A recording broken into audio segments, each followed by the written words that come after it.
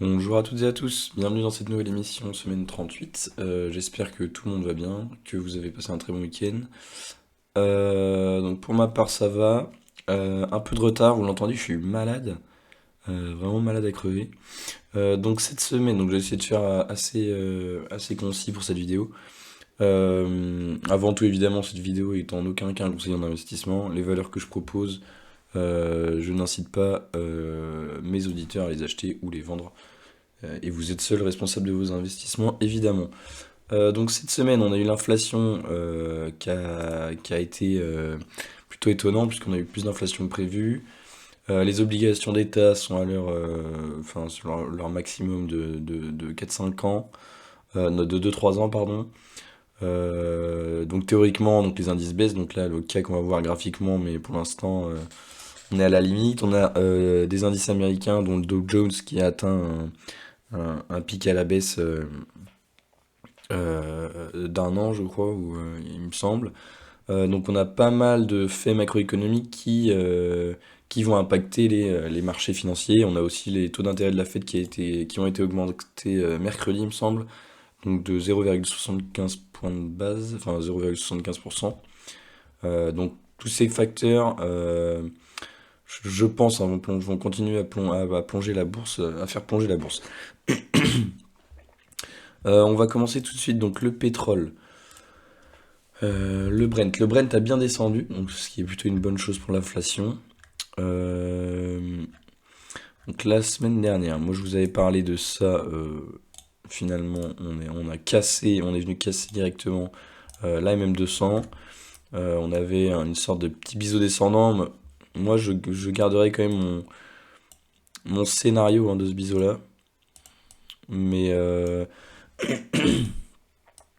le pétrole, c'est bien et c'est pas bien. Il y a plein d'entreprises, le problème c'est qu'elles prennent cher à cause de la baisse du pétrole, notamment CGG. Bon, je peux pas vous tracer grand-chose, hein, là, pour l'instant, on est sur un seuil. Je serais limite à l'achat, hein, moi. Mais voilà, puis la baisse, elle a été de -5 pratiquement. Par contre, on a eu même pas 1 million d'euros d'échangés, donc attention quand même à ça.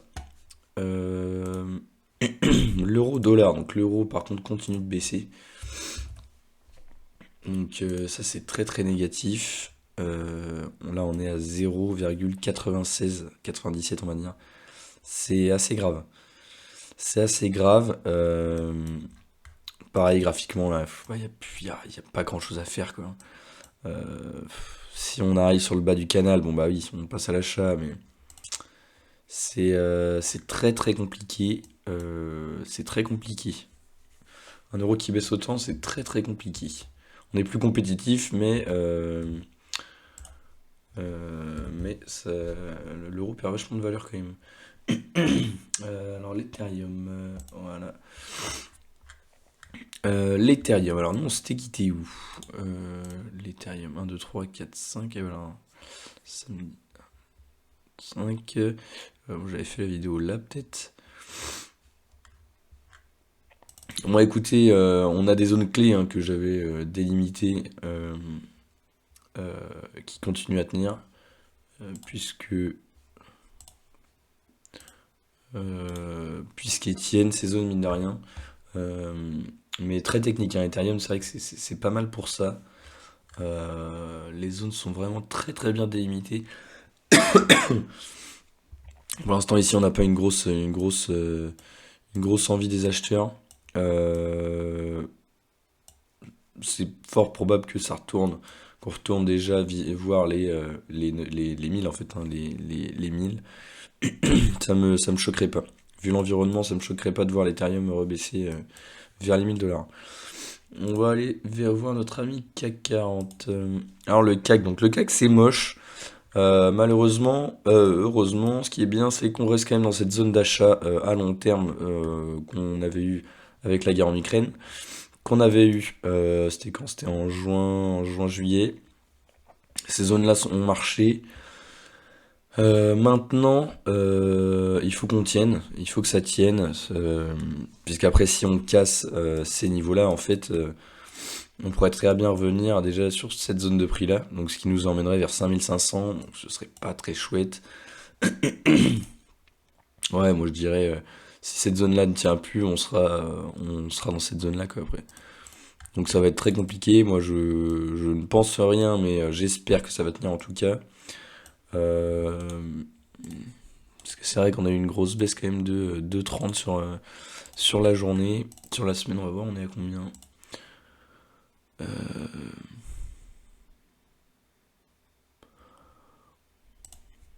est quand même à moins 5% sur le CAC sur la semaine. Donc c'est vrai que c'est pas terrible, terrible. C'est pas terrible du tout. On a Neoen qui s'est pris une grosse claque aussi. Donc c'est pour ça que je vous la montre. Là, on arrive vraiment au bas du range, quoi. Donc on a des volumes quand même qui sont impressionnants. Euh, Après, on avait eu des OCA, hein. Ils avaient émis 200 millions d'euros d'OCA. Donc peut-être ça peut être celle-ci. On a 13 millions, mais 200 millions, c'est énorme, quoi. Donc, en fait, techniquement, l'action est sympa.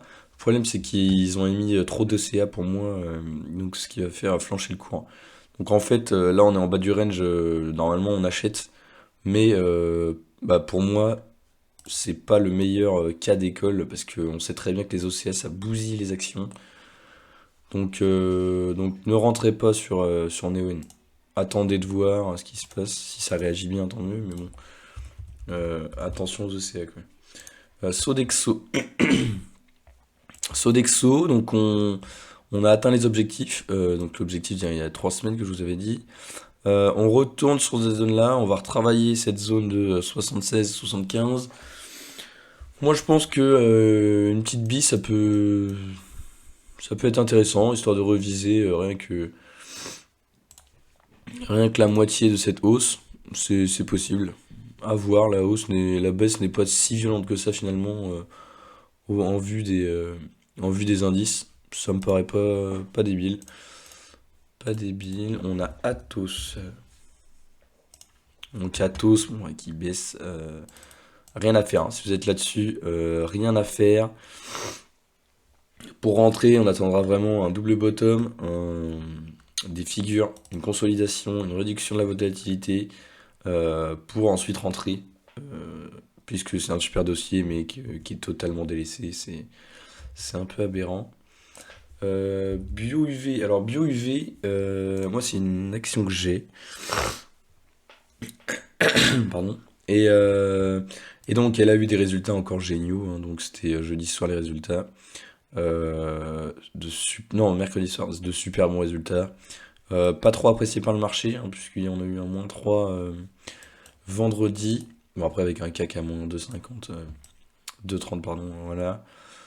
Voilà, à voir, mais la config est très belle. Et fondamentalement, c'est une très bonne boîte, hein, je vous le redis, hein.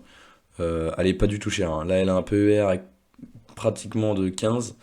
Vu la croissance, elle peut très bien en valoir, elle pourrait très bien valoir 10 euros dans 5 ans, ce serait pas choquant, fondamentalement.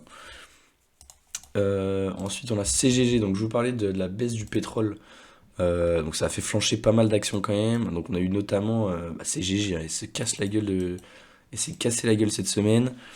Depuis le début de la semaine, on est à -15. On retourne néanmoins dans cette zone de prix. Ici, on est dedans.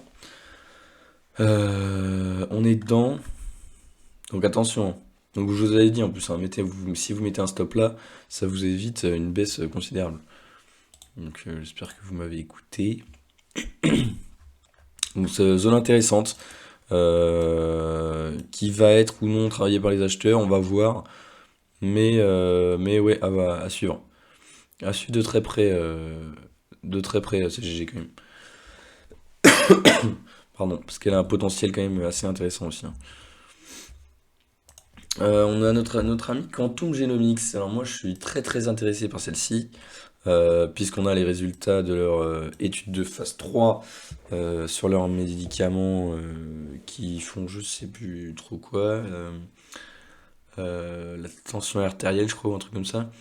Donc spéculation en vue. Là elle redescend bien.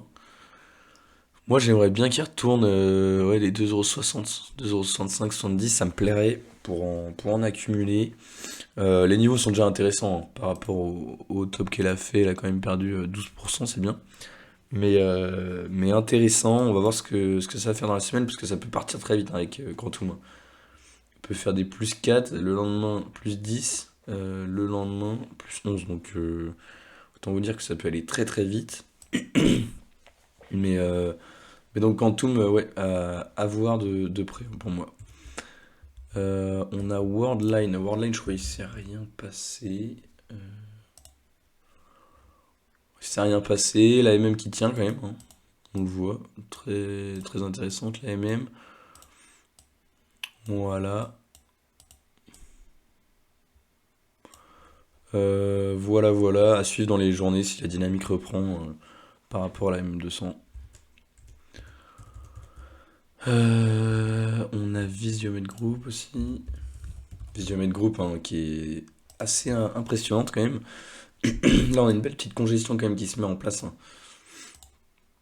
Voilà, mine de rien. Voilà, on a un plutôt beau, on a un beau triangle quand même aussi. Euh, Ce serait bien une conso parce que c'est vrai qu'elle elle a beaucoup poussé en peu de temps.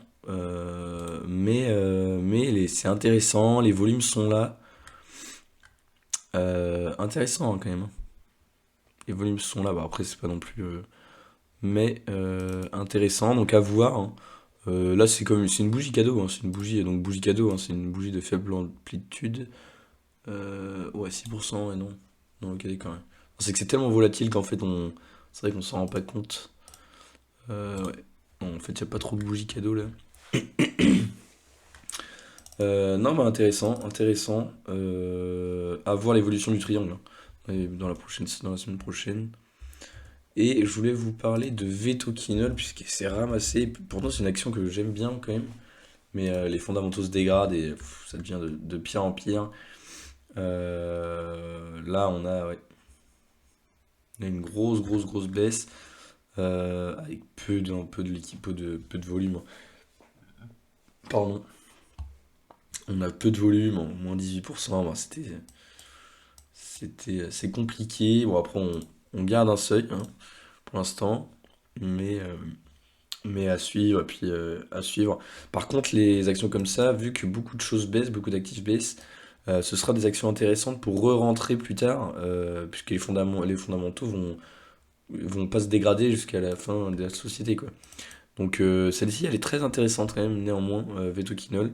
Faut la suivre.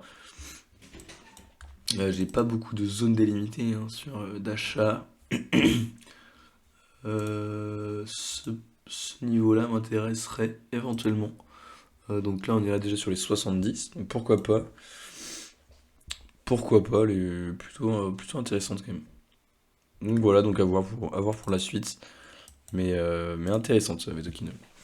Bon bah écoutez, messieurs, dames, sur ce, je vais vous laisser. Je vais vous souhaiter un bon fin de week-end, une bonne fin de week-end, et puis je vous dis à la semaine prochaine. Allez, ciao!